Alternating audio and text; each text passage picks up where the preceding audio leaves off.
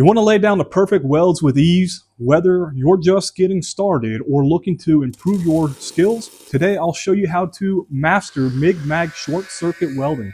Plus learn the difference between the synergenic welding system and standard setups to make your weld stronger and more efficient. Stay tuned and let's spark up some skills.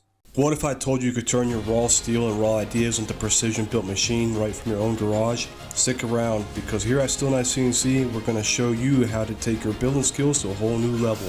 Whether it's mastering CNC machining, plasma cutting, welding, or building tools from scratch, I'm here to break it all down for you. Ready to build something awesome?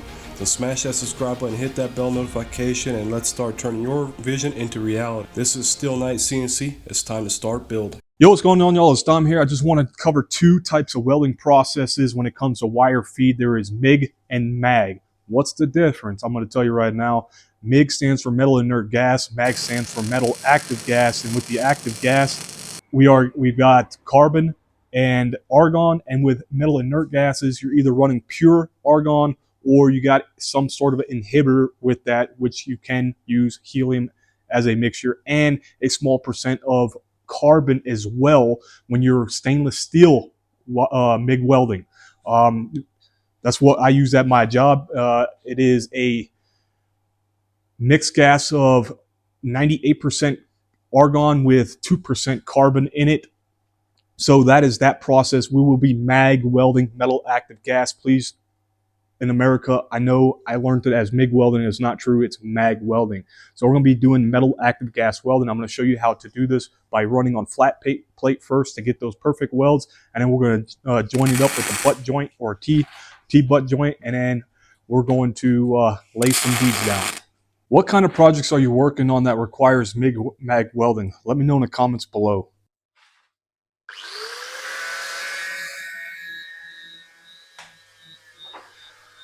What is your guys' go-to method for cleaning steel? Is it a wire brush, an angle grinder, or something else? Leave a comment below.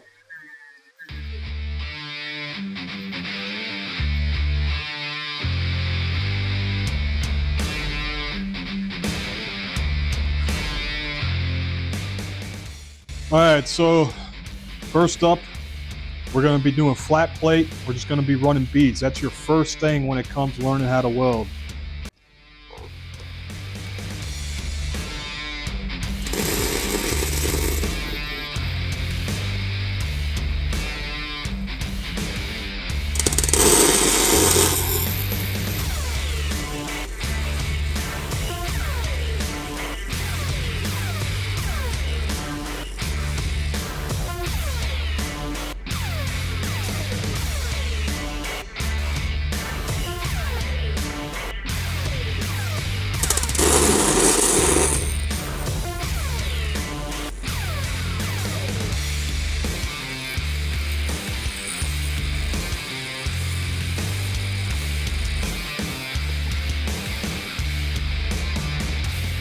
What is the most frustrating welding mistake that you made, and how did you fix it?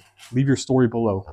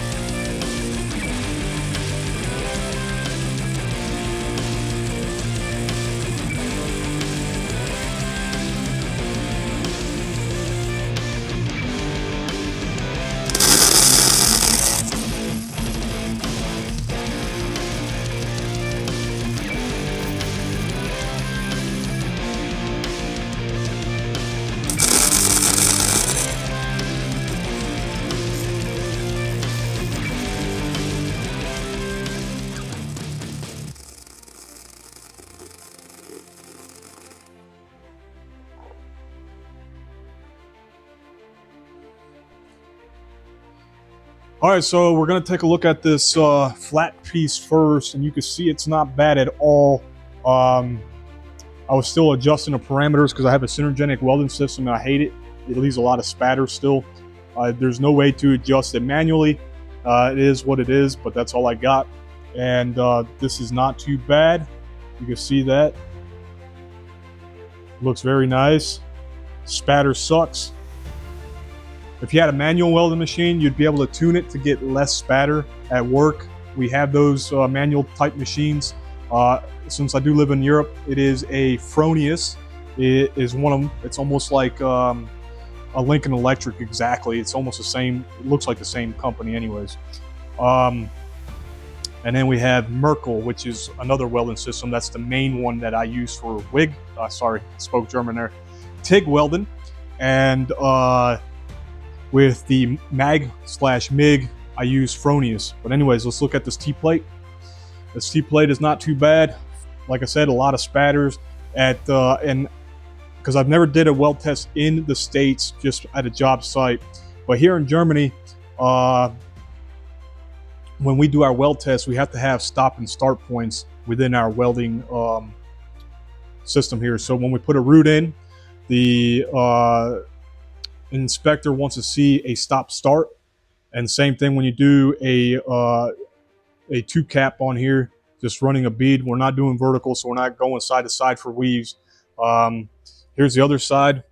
Same thing. You'll see it in the video. I did circles. It doesn't matter what you do. Does it look better? Does it look worse? Listen, it all looks the same generally. I do a lot of just running straight because I weld on a lot of heavy material. But spatter again, you can see that it is a nice 45. Other than where you stop and start at, that's going to happen. You can't avoid those. But in general, it's flat between both toe of the welds. Same thing with this side. That's even more nice. But you can see that the tack split, I didn't do good enough tack on it, but it held. It held.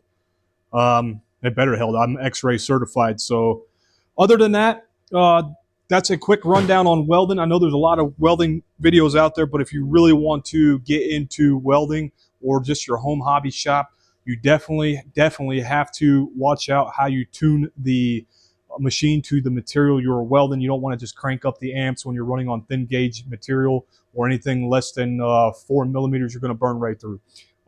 Rule of thumb, with every 1 millimeter is 40 millimeters of amps. 35 to 40, it's 40. You're not going to use 40 to weld 1 millimeter. I always use around 25 amps to weld 1 millimeter because you're not trying to burn through it. 40 is to burn through it. Just take that in half or maybe around 30. It'd be just perfect. Same thing when you need to weld thicker material, you just add 40, 40, 40 to it. But you're not going to weld 300 amps on 10 gauge. 10 millimeter plate. I've never done it. I've built forklifts for America, Caterpillar, and I can tell you right now, I have never gone above 260 when welding thick material like that. So that being said, if you guys found this video helpful, please leave a like, a comment down in the description below. I will be sure to answer if you have any questions about welding. Once again, I'm Dom with SteelKnight. I am internationally certified welder with X-ray on both structural and tube welding. So that's it. We're out. Enjoy your guys' weekend.